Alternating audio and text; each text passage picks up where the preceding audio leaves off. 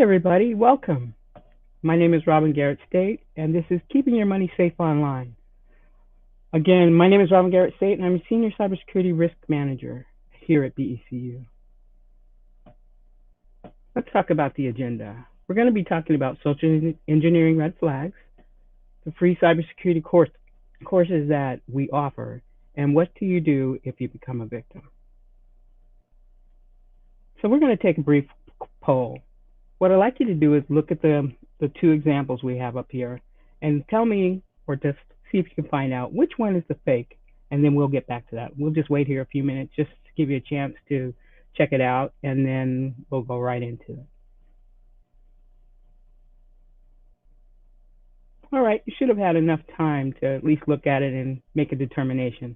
So we'll go on to the next slide. We're going to be talking about the red flags you should be looking for when you get emails. All right, so as you know, we all get emails from time to time from different people. And most of the time, we may know who they are and we may not know. But when you get an email, you really should pay attention to who the email's from. And you should also pay attention to when it came in and the subject line and the hyperlink. So let's just break this down a little bit. When you get an email from someone you don't know, especially somebody you're not expecting something from, you want to pay close attention to who's it actually going to. Are there other people on the to line? Do you recognize the email address it's coming from? Is it a Yahoo, Gmail domain? If you're not sure, you really should pay attention to that. Then you want to look at the to line again and make sure that other people aren't CC'd in this communication. And you want to make sure you're reading it correctly. Then you want to read the body. Let's go down to the date. You want to look at the date, see exactly when it was actually sent. And you want to pay attention to the subject. Is it something that you recognize, or is it something that you're interested in? Or is there an urgency about the subject? Then you want to also make sure if it has attachments that you don't click on those attachments. But before we get to the attachments, let's talk about the content.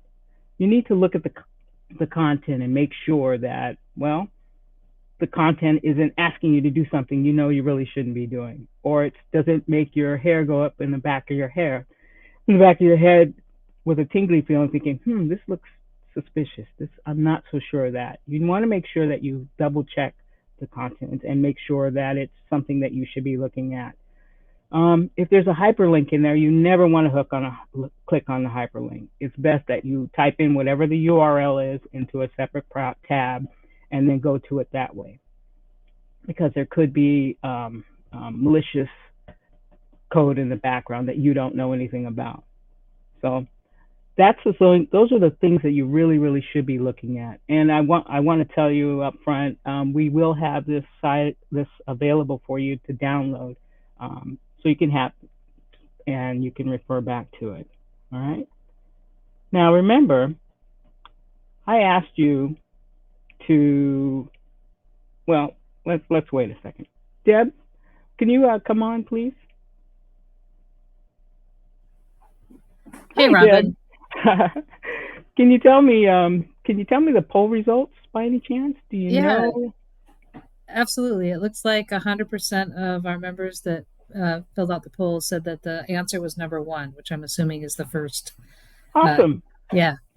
Awesome. That's wonderful. All right, let's just go on to that. Thanks, Deb. I appreciate it. No problem. All right, let's talk about this fake email.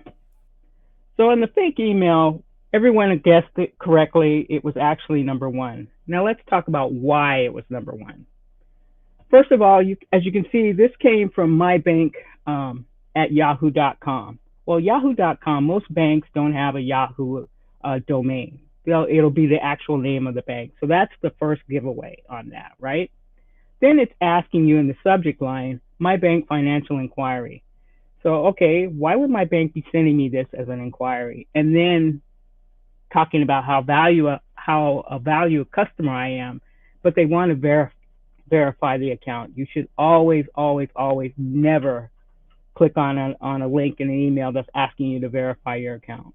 Here at BECU, we will never send you an email out asking you to verify your account. All right. So let's go over to the PayPal account. At the PayPal account, you'll notice that most PayPals, if you do business with PayPal, this is the exact email they will send you. They'll let you know that one, what you spent, two, who the merchant is. So basically, this email is giving you information. It's not asking you to do anything or click on anything. It's just providing information to you. And that's how you can tell, in this particular instance, what was fake and what is real. All right. Congratulations for doing well on that. All right. Now, we're going to talk about what BECU has to offer us. BECU has free courses that we'd like to offer you. We have it available to all our members. And because of that, I want to explain to you how you can reach the courses, and I want to explain what the courses are. So BECU has teamed up with KnowBe4.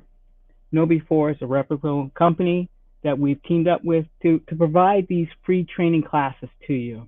And as you can see, it's important to us.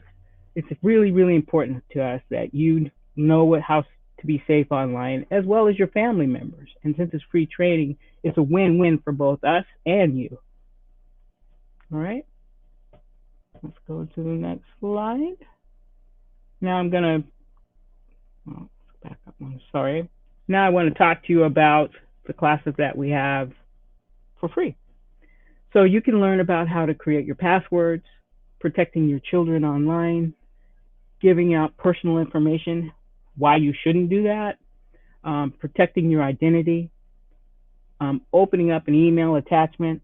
All the things I was talking about in the red flags training is covered in that. Avoiding malware. It teaches you what malware is and what you should do if you have it. Online teaches you about online banking, securing your computer network at home. It's really important. And social engineering red flags, what we kind of went through at the beginning of this. So as you see, we have 8 classes here that would be beneficial to you, and it's free. Now, to get to this, I'll show you here in just a moment. To get to this, all you have to do is go to the URL on this page, but you should be able to read it. And it's home.knowbe4.com/home. Once you click on that, it'll take you to the page. Let's go back one just so you can see what page it is. It'll take you to this page. All right. Once you get there, all you have to do is click on the orange button down at the bottom, and it'll take you straight into the course. Now, it'll ask you for a password, and in this case, the password is home course. Apologize for going too fast. The password is home course. So when you type in that password, you'll be able to select whatever classes you want, and just know that these classes are for you, and they're free, and they're for your whole family. So please let everybody know you can use flashcards learnings. You can read. We have reading tutorials, and there are videos in there as well.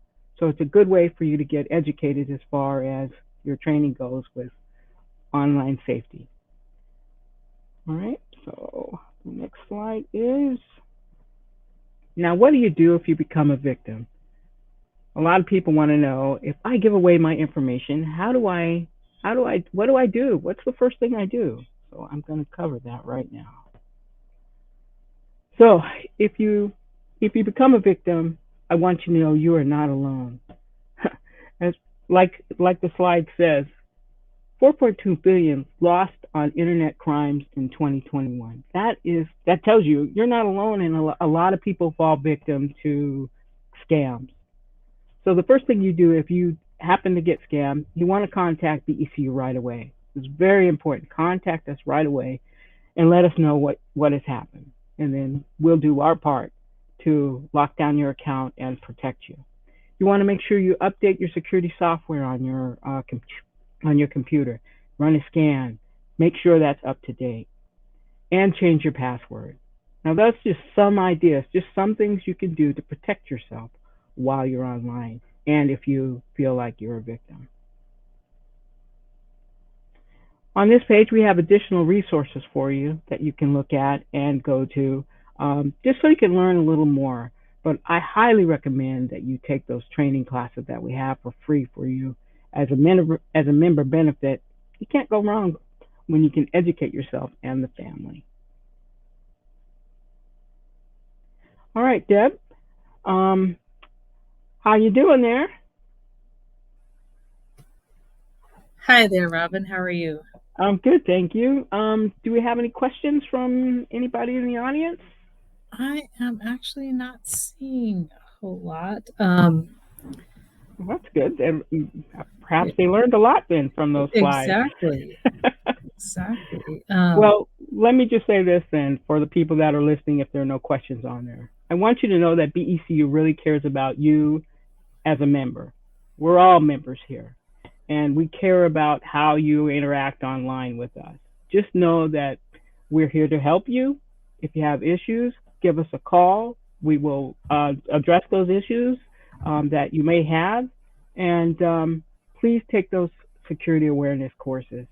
It'll just make your life a lot more comfortable while you're online because you'll know what to look for and what how to protect yourself. That's really all I have to say. Do we have any questions? No, nobody's putting any questions through. So, oh wait, we just got one. What do you do if someone used your social security number with their name to obtain employment from a Washington state employer? Wow, that's a big one. Wow, that is a big one. First thing again, you definitely want to make sure that you contact the bank and let us know that someone has compromised your account, right? That's the first thing you want to do. Then you want to contact the Washington State and let them know that somebody has call the police. That's the best thing to go. Call the police and let them know that you've been compromised. And also check out the resources that we have online at BECU to help you. And I have to bring up that BECU has a fraud department who can also give you advice on how to protect yourself and what to do if you have been compromised. That's great. Thanks, Robin. It looks like someone else is also asking, do you have a suggestion for a good password keeper? Pat, honestly, there's a lot of good password keepers out there, and I would not want to just single out one because we are not in the business of giving out that type of information. But you should check out OnePass for one. That's a great password manager. There's definitely, again, that is not the only one, but I highly suggest that you check out password managers in general because they'll definitely protect your passwords as well as help generate new passwords so you are not using the same password for every account. And that, thank you for asking that question. It's a really good one because a lot of us may tend to use the same password for whatever accounts we may have, and you definitely never want to do that. You always want to use a unique password for whatever account that you're using, so that way they don't have if somebody does compromise your account, they don't have access to anything else. That's great. And speaking of passwords, somebody was wondering if you could give the password again for that no before. Absolutely. That's home course, all lowercase. Home course is the password, and that we also have the answer for that when you log into the site, so you'll be able to see what the password is. We Great. definitely want you to be able to access. So home course, that's all one word? Yes, it's all one word. Yes, Okay. thank you. And then someone is asking, should I use a different password for every single account I have? Absolutely. You should definitely use a different password, a unique password for every single account you have. And I know that can be a pain, which is why a password manager is always nice to have. But you want to do that so that your passwords are not, if you are compromised, they can't get into another account. That's why that is so important. When you're researching these password keepers, is there things you should look for to make sure those are safe as well? Absolutely. You want to make sure that it's one user friendly so that you know how to use it. Make sure that there's something out there that teaches you how to use it because they're all different. Also, do your research. There's lots out there. Make sure you find one that you're comfortable with. That's the important thing, and that you know how to use it. Awesome. Someone is asking, what is phishing, Ah, vishing with a V, and smishing, which I have to admit I've never heard these terms. So phishing, phishing, vishing, and phishing. smishing. Okay, there we go. So phishing is over the phone. When somebody calls you up on the phone and asks you to do something that you would normally do, like they want to remote into your computer, that's phishing. All right. The other one was smishing. Is that correct? Yeah, smishing. And then Yeah. phishing, the regular phing. Yeah. PH1. Right. Smishing is when you get a text. So let's say someone sends you in a text that you want to, and they're asking you to do something, or they're wanting you to do something that you shouldn't be doing. They're phishing you. Phishing and phishing are the same thing. It's just a different format to get to you. So one is text, and then phishing with PH is actually through your email. Got it. So when you get phished in an email, that's what we call it, PHISH. Got it. Can you explain two-factor or a multi-factor authentication, what that means? Sure, sure. So for two-factor authentication, what they're actually talking about is when you log into, let's say you log into your account, right? And your account prompts you for another password or through your phone, right? That's two-factor. So it's you have something and you know something. That's considered two-factor. It's also um, two-factor authentication is what you asked about, right? But it's the same with the multi one. It's more than one way to verify your account that it's actually you. So just know it's something you know and something you have. Great.